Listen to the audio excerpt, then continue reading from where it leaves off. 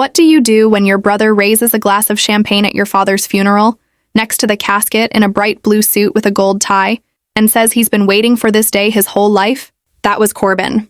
And what he didn't know was that our father had been watching him for 2 years and had prepared accordingly. 3 days before the funeral, I had found my father on his kitchen floor when I came to check on him, the way I did every Sunday. He was 74. He'd been healthy until the moment he wasn't. Corbin had not visited him in 2 years. He lived 40 minutes away and said the drive was too long, that Dad was boring, that old people depressed him, and yet here he was at the funeral, paper cup raised, smiling the real wide smile of someone who had just won something. Our Aunt Dilea asked what he thought he was doing. Corbin took a sip and said he was just so relieved, that now he could finally get what he deserved. I had no explanation for her. I just shook my head. After the service, we went to the lawyer's office. Mr. Whitfield opened his folder and began reading. Our father's estate consisted of his paid-off house worth about $300,000, $80,000 in savings, his car, and a storage unit of furniture and personal items. Corbin was leaning forward in his chair with bright eyes like a child waiting to open presents. Everything had been left to me. The house, the savings, the car, all of it. Corbin's name appeared once. He was to receive our grandfather's pocket watch. A watch. Corbin didn't move at first. Then he exploded. He stood so fast his chair fell over. He said there had to be a mistake. He said I had manipulated Dad, poisoned him against his own son, forged his signature. Mr. Whitfield calmly showed him the document. Signed, witnessed, notarized 2 years ago. The same 2 years Corbin had stopped visiting.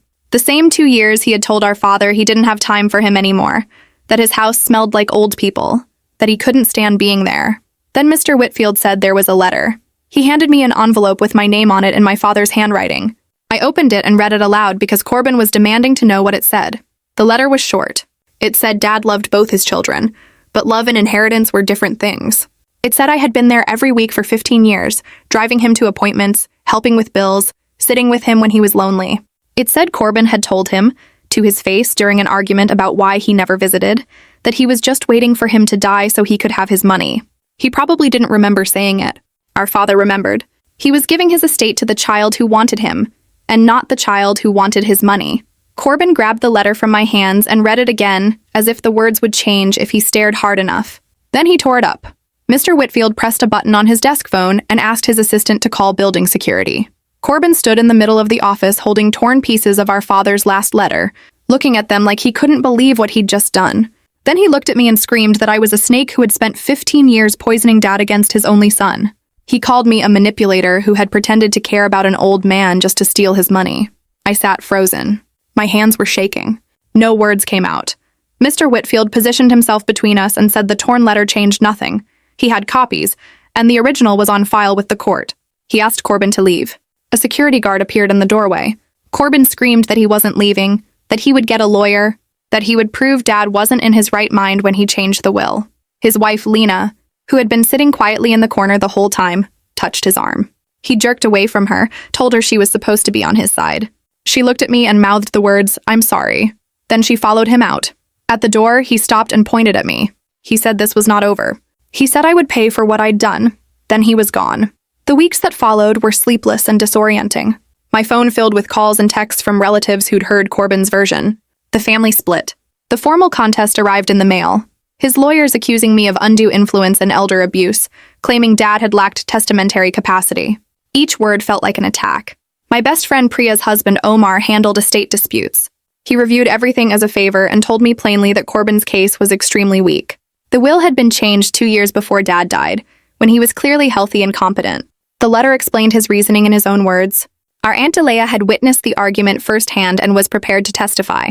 Other family members remembered Corbin calling Dad a burden. When discovery came through from Corbin's lawyers, it revealed what Omar had already suspected. Corbin and his wife were 3 months behind on their mortgage, carried $40,000 in credit card debt, and were about to lose their car.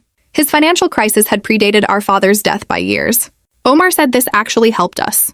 It showed Corbin's motive for contesting the will was purely financial, not any genuine concern about our father's mental state.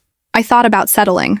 I even put a number to it, maybe $30,000 or $40,000, enough to ease the immediate crisis. Omar told me what that would mean, that it would reward Corbin for 2 years of neglect, for tearing up Dad's letter, for accusing me of elder abuse, that it would tell him and anyone watching that making enough noise and causing enough trouble would get you money regardless of whether you deserved it. He asked if I really wanted to ignore Dad's clearly stated wishes just to avoid conflict. Didn't have an answer for days. Then Corbin's lawyers filed a sworn claim that our father had dementia in his final years and that the will had been forged. Dad didn't have dementia. He did the crossword in pen every morning. He remembered every neighbor's name and every doctor's appointment. He was sharp until the day he died. And now Corbin was telling a court that he'd been out of his mind, not just attacking me, but attacking who our father was. When Omar told me this, he also mentioned something else. He said he'd reviewed the file and there was a note from Mr. Whitfield about a sealed item Dad had left behind with very specific instructions. It was only to be opened if the will was ever formally challenged in court.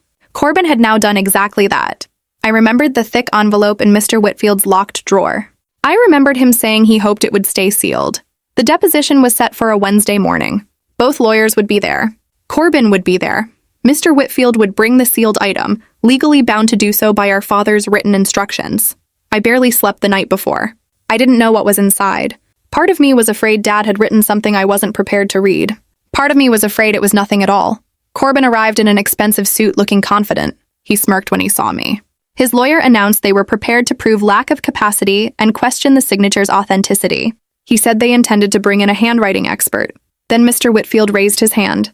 He placed the sealed envelope on the table and read our father's written instructions aloud to the court reporter. The contents were to be revealed only if any person alleged in a court of law that he was not of sound mind, or that his signature had been forged. Corbin's sworn filing had met that condition exactly. Mr. Whitfield opened the envelope. Inside was a single sheet of paper and a small flash drive. He read the paper first. In our father's handwriting, it said he knew his son would not accept the decision quietly. It said he knew Corbin would claim he was senile or that he'd been tricked.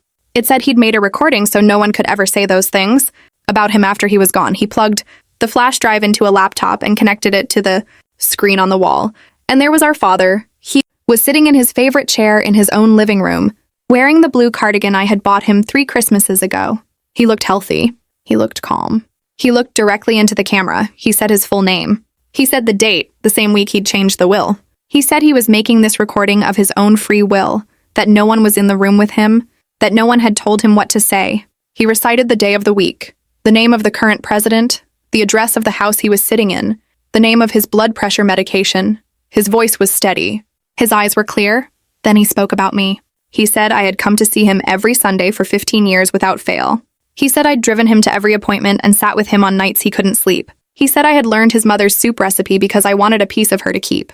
His voice went softer when he said that. He said he had never once had to ask me to come. He said I just came. Then he talked about Corbin. His face changed.